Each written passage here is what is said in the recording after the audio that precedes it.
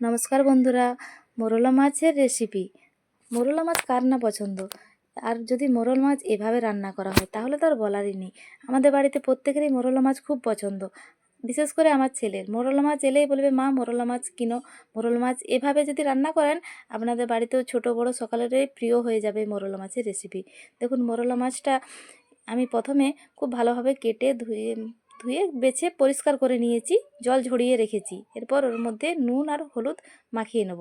আর সামান্য একটু পাতিলেবুর রস যদি এর মধ্যে মাখিয়ে নেন তাহলে কিন্তু মাছগুলো ভাজার পরেও ভাঙবে না, গোটা গোটাই থাকবে। দেখুন, এই পুরো রেসিপিটা ভালো করে দেখবেন, আর পুরো রেসিপিটাই দেখবেন, কোথাও টেনে টেনে দেখবেন না।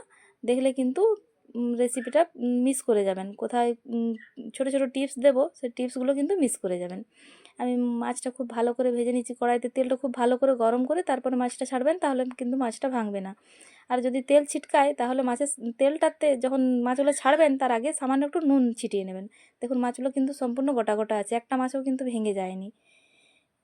পুরো ভালো করে আমি মাছটা ভেজে নিলাম, লাল লাল করে ভেজে নিয়েছি, একদম কড়া করে ভেজে নিয়েছি। এরপর ওই তেলের মধ্যেই আমি দিয়ে দেবো কুচনো আলুটা একটু সরু সরু করে কেটে নিয়েছি, খুব মোটা করে কাটিনি, একটু সরু সরু করে কেটে নিয়েছি। আলুটা এপিট ওপিট ভালো করে ভেজে নেব, একটু লাল লাল করে আলুটাও আমি ভেজে নিয়েছি। দেখুন আলুটা কত সুন্দর ভাজা হয়েছে। এবার আলুটা ভেজে আমি তুলে নিচ্ছি। আমি পুরো রান্নাটাই সরষের তেলে করব, তাই আমি আলুটা তুলে নিয়ে আমি দিয়ে দিলাম ওখানে পরিমাণ মতো সরষের তেল। আর ফোড়নের হিসেবে দিলাম 3টে তেজপাতা আর একটু কালো জিরে, 1 চামচের মতন দিয়েছি কালো জিরে। আর দিয়ে দিলাম 2টো টমেটো। এরপর দিয়ে দিলাম একটা কোচানো পেঁয়াজটা একটু সরু করে কেটে নিয়েছি। এরপর দিয়ে দিলাম 4টে কাঁচা লঙ্কা। খুব ভালো করে আমি এটা তেলের সাথে মিশিয়ে নেব। এটা ভাজা ভাজা হয়ে গেছে। এরপর আমি দিয়ে দিলাম আদা রসুনের পেস্টটা দিয়ে খুব ভালো করে নেড়ে চেড়ে মশলাটা আমি খুব ভালোভাবে কষিয়ে নেব। এখানে বলে রাখি, চ্যানেলে যদি নতুন হন অবশ্যই পাশে থাকবেন। আর যদি ফেসবুক থেকে দেখেন ফলো বাটনটা টিপে রাখবেন, আর যদি ইউটিউব থেকে দেখেন তাহলে সাবস্ক্রাইব করে রাখবেন। এরপর আমি এর মধ্যে দিয়ে দিলাম সর্ষে আর পোস্ত, একসাথে আমি বেটে রেখেছিলাম সর্ষে পোস্ত বাটাটা আমি এর মধ্যে দিয়ে দিলাম।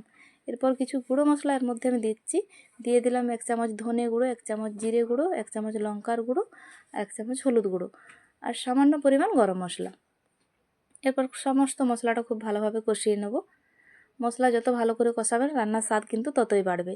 মশলাটা খুব ভালোভাবে কষিয়ে নিয়েছি। এরপর এই মশলার মধ্যে আমি দিয়ে দিলাম 2টো ঝিঙেটা একটু কচি কচি নেবেন, তাহলে খেতে ভালো লাগবে।